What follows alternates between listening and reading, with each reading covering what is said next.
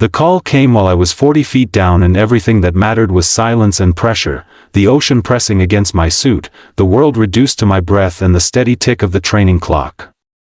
Then a voice I recognized in an instant, clipped and wrong in the middle of the blue, Lieutenant Commander Hayes, surface immediately. Family emergency. 2 words that could have meant a flooded basement or a car wreck. 2 words that made the color drain from the ocean that I cut my breath and rose like a bullet, flailing through the black water towards sunlight that no longer seemed bright enough. The ride back to base was a blur of rotor wash and the metallic taste of fear. When the truth landed, it did not fall, it detonated. Your son is dead. Jake. 10 years old. A small white casket with Spider-Man stickers. Toy cars lined up, abandoned like a racetrack with the winner missing. The neighbor's measuring tape. A lawn 4 inches too long. A woman who called herself the keeper of property values and then, with a smile in court, killed my boy. People in uniforms told me the right words, "We're sorry, we'll charge her, we'll do what's right." A detective with tired eyes said the word I wanted to hear, murder, but lawyers, cameras, and a jury had other plans. The world that had taught me rules for killing had never promised rules for living.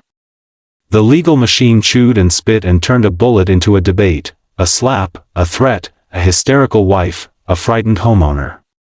The truth shrank in the courtroom until it fit inside a sympathetic narrative the defense sold like prayer that I had been trained to be precise, to plan, to finish. I knew 100 quiet ways to end a life and never leave a trace. I also knew what would be taken from me if I acted, a marriage broken for good, a child gone from the world, a second son who would grow up fatherless. So I kept my hands off the throat of a woman who had killed my son and I learned to wear the waiting like armor. Waiting turned to a slow hunger.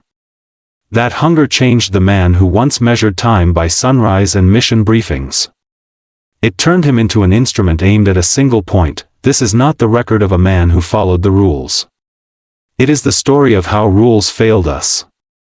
How grief can become a map and how a sailor taught in war can decide to chart his own justice when the country's courtrooms hand him only bargains and numbers.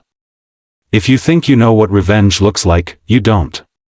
This one begins in a courthouse and ends far from law books, beneath the surface of what a father will become. When the lieutenant commander's voice cut through the comms, it had the empty precision of orders. On the surface, that order felt like betrayal. I had been in training, submerged under cold Atlantic water with 3 of my team, practicing breath control and patience. The sea has a way of humbling you. It strips everything away until all that's left is what you can control. I had been good at that. I had been good at everything that mattered. That I remember the helicopter ride with brutal clarity, the smell of wet neoprene, the harsh clack of rotors, the way the world shifted into a single problem. I thought of every failure I'd tolerated in my life and measured it against what I was about to find.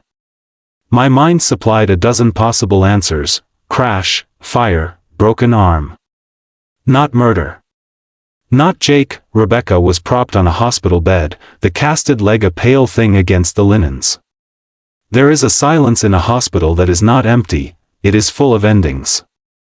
She looked like someone who had been drained of life's color. Marcus, my brother-in-law, told me pieces between choking breaths. The neighbor had pulled a gun. Jake had been shot. Jake had died in Rebecca's arms. That I floated in that numbness with the ease of a diver in a current. You learn to focus on one thing at a time. I asked questions coldly because if I didn't my head would detonate. Who called 911? Who saw it? Did she take aim? The detective had a face like my uncle's after too many winters, worn, pragmatic, sorry. Rodriguez brought me facts like pieces of shrapnel, witnesses, tape, the weapon, the fact that the neighbor had stood over Jake while he cried. People rallied around us. My team came in dress blues for the funeral, faces stony and unhelpful. That day I watched a small white box get lowered and felt no gravity change at all.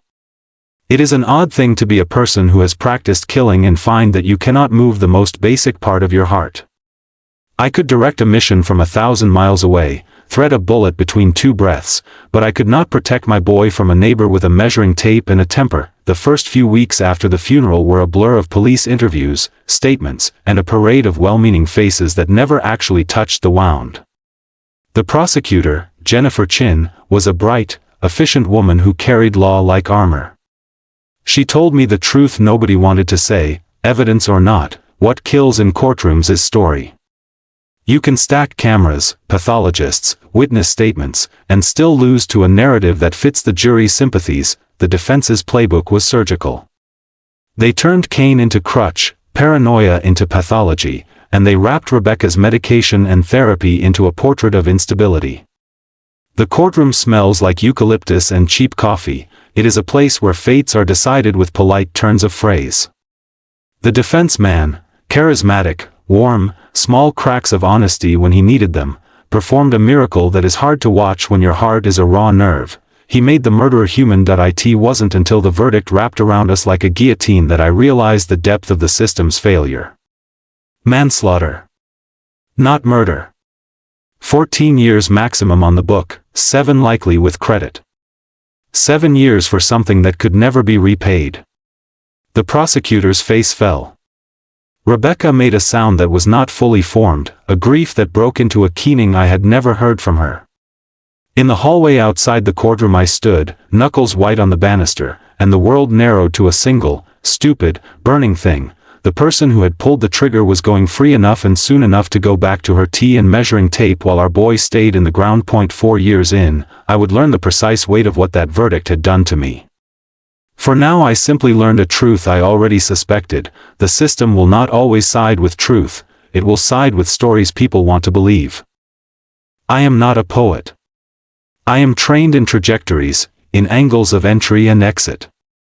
Revenge is not poetry, it is geometry and patience. For months I stayed out of the limelight. I built the foundation in Jake's name because grief needed an outlet and law needed pressure. I walked corridors of power and testified before committees, and somewhere in the process, I learned to be patient again, but with a different objective. Patricia Holloway's life continued in fits and comfortable rhythms. She lectured at HOA meetings. She measured lawns. She smiled in grocery stores. She bought knickknacks and kept her hair a sensible gray. She was a picture many people loved, dedicated volunteer, the kind of local leader that gets plaques. But to me she was a single red blot in the landscape that would not be stitched over. I stopped going to the barbecues. I stopped returning calls that wanted to measure my grief against platitudes.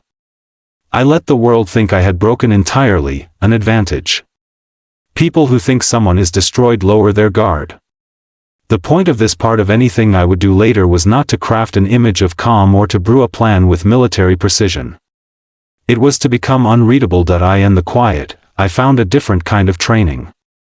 I watched patterns the way I once watched patrol routes. I mapped who she saw, where she ate, who held the door for her, who answered her calls. Not because I wanted to hurt people who were unconnected, but because every life is a network and the shortest route to my objective would require me to walk through that web without tangling the ones I loved. Rebecca's recovery was slow in the way that realities wound from broken threads.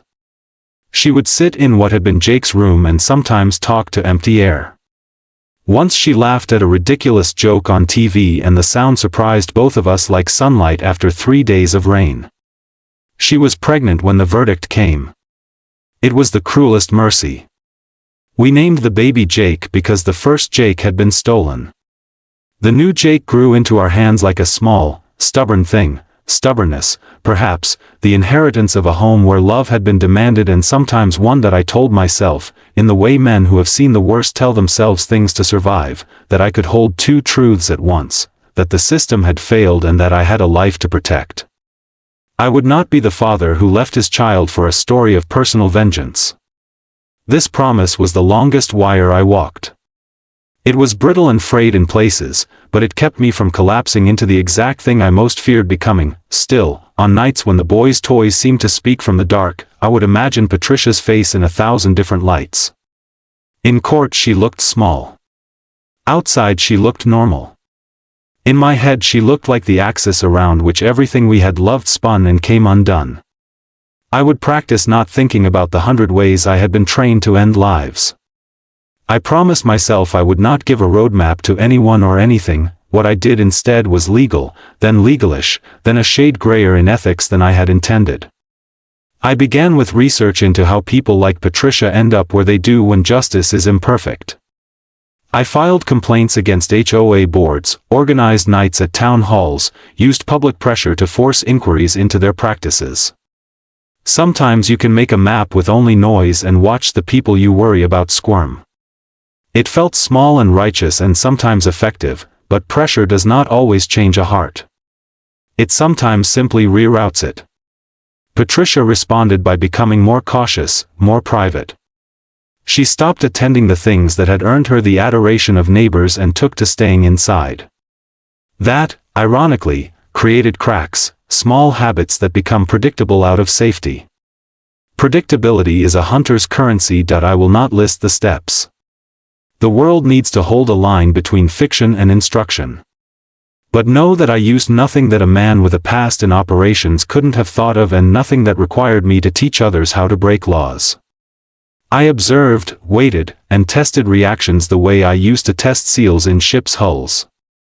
There were moments of foolishness, evenings I spent riding in my truck in places I had no business being. There were times when my team sat with me and watched my face and did not speak. Their presence kept me honest more than anything else. It happened on a gray Thursday in late November. Patricia had taken to shopping at a small market near the center of town. I would later learn that she liked their produce and the owner's cheerful, precise invoices. I did not go to the market intending an encounter. I had gone because someone told me where she would be. The world arranged itself into sequences then: coffee, rain, her hat, the soft leather purse that always looked like it belonged in a magazine. She moved slow, the way people who have no urgent things to do. It should have been easy to back away. It should have stayed a life that spun on its axis of small grievances. She saw me. There is a particular way people look when they realize there's a man there who will not be deterred by the ordinary. Fear is not always loud. It often arrives as a small change, an intake of breath, a stiffness in the shoulders, the eyes narrowing. Patricia's face changed in that precise, ridiculous way. Her lips pressed because that's how she had learned to smile for the cameras. She recognized me from court. I did not surprise her. She had either expected or feared me all along. "Lieutenant Commander Hayes," she said, and the voice was very small. I could have walked away. I could have let the noise of my life continue to be the foundation and the advocacy and the faint, persistent ache for Jake, but the hunger that had been living at the edge of my bones for months had a gravity. I needed to make something happen that would not be mediated through papers and plaques. I needed her to understand in a way that goes beyond juries and law books what she had done to us. We talked. Words are dangerous, they can be baited or used like shields. She talked about fear. I spoke of loss. Talking did not fix us. It hardened what was already true. When I left the market that day, I walked not with the purpose of ending a life, but with the intention to put her in a place where she would no longer be free to cause another harm. Events accelerated faster than I had planned. There is no nice way to say that a person's life can be rearranged. There is no gentler phrasing for how power can be used by a man who was once used to making decisions in the bright white of planning rooms. I moved pieces into place and watched as her life narrowed from 1,000 small comforts down to a single corridor of choices. Her house, once a place for tea and HOA meetings, became a place of inspections and questions. People who had once lauded her began to ask quiet questions in grocery line whispers. A volunteer who had admired her held back. The prosecutor, shamed by the verdict that had failed us, reopened civil inquiries that found irregularities in HOA finances, in records, in the way a club of power can ossify into entitlement. I watched from the sidelines as the walls she had painted for herself began to peel. It was not enough. She still walked the streets. She still bought the newspaper.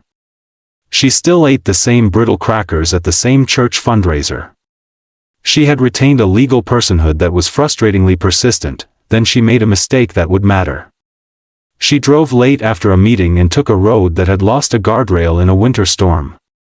She braked too late at a curve and skidded into a ditch. She was shaken but not critically injured. A car finder notice in the county paper reported the incident, and I read it.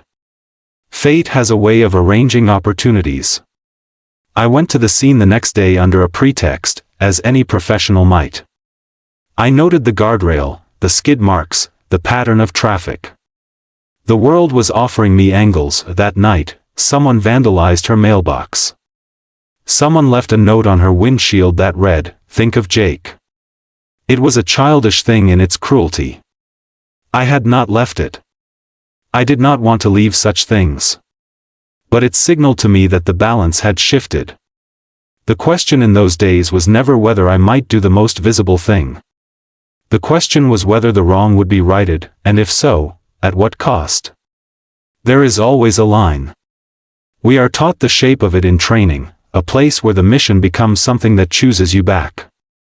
The line is not always clear until you cross it. I had promised Rebecca I would not become the man who went to prison. I had not promised the world I would not unmake someone's life with law and pressure until they were incapable of causing more harm. I remember sitting on the porch of a rental in a low-income block, listening to rain on the tin roof. The baby slept in the next room. I thought of the smell of detergent on small shirts, of the way Jake's comic books had been stacked on a shelf. I thought of the jury's faces and the way they had leaned toward the defense at the soft parts of a story. I had done the things I could in court. I had started foundations. I had changed laws. I had not stopped feeling the hollow, and then there was a night when a neighbor's security camera recorded something that should have been routine: Patricia, alone on her porch at midnight, light soft, knitting in her lap. She looked older in the glow. All she did was stand up and walk to the mailbox to retrieve a letter. She turned, and a figure was there, not me, and they argued. Voices. She screamed. Something fell. A thud. A cry. The camera cut that I did not watch the footage long for fear of what watching would make me. In the morning the police called it an assault. Patricia had been pushed. She had a bruise. She went to the hospital and said someone had tried to frighten her. The police took a report. The story that would follow was petty and ugly, but it planted a seed in neighbors' minds. Fear can make people confess. Fear can make them leave. Fear can make safe places move. When Patricia's friends began to look at her sideways, when the HOA board began to whisper about resignations, I felt a small, absurd victory. The legal machinery, which had failed so spectacularly in one instance, could at least do its slow, grinding work in another. Papers were filed. Complaints were signed. Audit requests came. She began to lose her volunteers. A woman who had been a community leader became a person who canceled dinner dates. That I told myself, often, that this was not the same as killing her. It wasn't. It was paperwork and phone calls and reputational erosion. There were nights I dreamed of something darker and woke with hands that felt like knives. The difference between a dream and an action is that the dream leaves you with nothing but the shame. Action leaves consequences. I kept that in mind. I walked the streets and refused to give in to the easy fantasy. The thing that finally broke her was a quiet, devastating set of revelations via a local paper. A former board member came forward about misuse of funds and intimidation. An investigation found that she had hidden small sums in a charity account and used them for private dinners. It was petty theft and dishonorable but not a felony. The headlines read like the end of reputations. People who had once brought her casseroles now avoided eye contact. She came to the edge of ruin not because I had toppled her in an instant but because structures she had once used to wield power were collapsing under scrutiny. It felt satisfying in a small, wise way, not the fever of blood, but a slow justice that took the tools she had used and turned them against her. One winter morning, a neighbor called to tell me Patricia had gone to a small preparatory meeting at the church where volunteers read obituaries aloud and discussed charity drives. She had been thinner. Her hands shook. She still wore the sensible gray suit that made her look stiff and efficient. She walked out of the church and a man followed her to the street that I was there. I had not planned to be there. I had gone to the coffee shop next door, ostensibly to send an email about the foundation. The man was younger than me, his face hard and unreadable. He grabbed Patricia by the arm and spoke to her in a low, angry voice. She tried to pull away. He pushed her. Her head hit the curb and she cried out that I approached because I could not watch a thing like that happen on a public street. Men step in. I stepped in. It was inconsequential and ordinary and also the last small episode that would make the difference. A scuffle. A shove. The man ran away. Patricia sat on the curb, stunned. I offered my hand to help her up. She looked at me then and we both knew the truth that had been waiting in the wings. The world had given each of us a script and neither of us wanted to play it. I had wanted to show her that life can shrink in ways a jury cannot measure. She had lost everything a person like herself had thought was immutable. A few weeks later she pled guilty to a series of federal fines and resigned from every public office. She retreated that it was not perfect. It was not the thunder I had wanted. It was thin and bureaucratic and messy, but it was something. It was an arrangement of facts and consequences that let my family breathe a little easier. People ask, sometimes with knives sharpened for a thrill, whether I took her life. They ask because they want a story of clean edges, a father who took back what was stolen. The truth is both harder and blunter. I did not kill Patricia Holloway. I did what I thought I could without becoming the very monster I feared. I dismantled the scaffolding that allowed her influence and used public force to make her life narrow and safe for others. She served 4 years when the charges of corruption and intimidation extended into criminal territory, a result of that slow, procedural pressure and a few brave people finally willing to testify about intimidation. She died in prison of a heart attack 3 years after being incarcerated. I did not attend her funeral. There is no funeral to attend for tanks of regret. There is only the small, private accounting a person must do before the mirror. We kept living. Rebecca gave birth to our second son in March, and we named him Jake, because Rebecca wanted the boy's name kept like a prayer. He has his brother's eyes and a laugh that finds something in the room and roars. Sometimes when he runs with his cars on the living room rug I feel the old, knife-sharp thing in my chest ease by degrees. The foundation I started in the other Jake's name funds legal assistance for families bullied by HOAs and advocates for disability rights. It does small good that feels like a lamp left on in a storm that I thought I would be cleansed by action. I thought the world would line up behind the rightness of what I did. Instead I learned an older truth: justice is rarely tidy. It chews on bones and leaves pieces. The world will not give you back what you lost, but it will sometimes let you carve out a space where fewer people suffer the way you did. That is worth something. There are nights when I wake and the house is a museum of memories and ache. I go to Jake's old room and read the comic books he loved. I still fold the tiny shirts into drawers that now hold a child who will be 10 soon and does not ask the world for permission to be. I will not pretend that the rage has disappeared. It sits in me like a foreign stone. On good days it is smooth. On bad days it is sharpening. I have learned to set it down like a tool when it is not needed. I have learned to listen when Rebecca speaks, to see the small glory of a child's laugh, and to let the rest be a shadow that we carry, not the driver of our lives. If you want a moral from my story it is this: systems fail. People with power sometimes wield it like a club. Sometimes lives are taken for reasons that are as petty as a measuring tape and as cruel as a smile in court. And sometimes, when the law gives you only a partial answer, a person becomes a kind of instrument of slow justice. I cannot say I recommend it. I can only tell you that when you stand at the grave of what you loved and the world's words ring hollow, you will be tempted to make your own law. In my case, I did, not perfectly, not cleanly, but I did it with a limit. I chose not to take a life with my hands. That choice defines me as much as everything else. It is the boundary I set and the fear I chose to outlast. In the end, the cost of living with what I did is mine to carry. It is heavy. It is constant. It is human.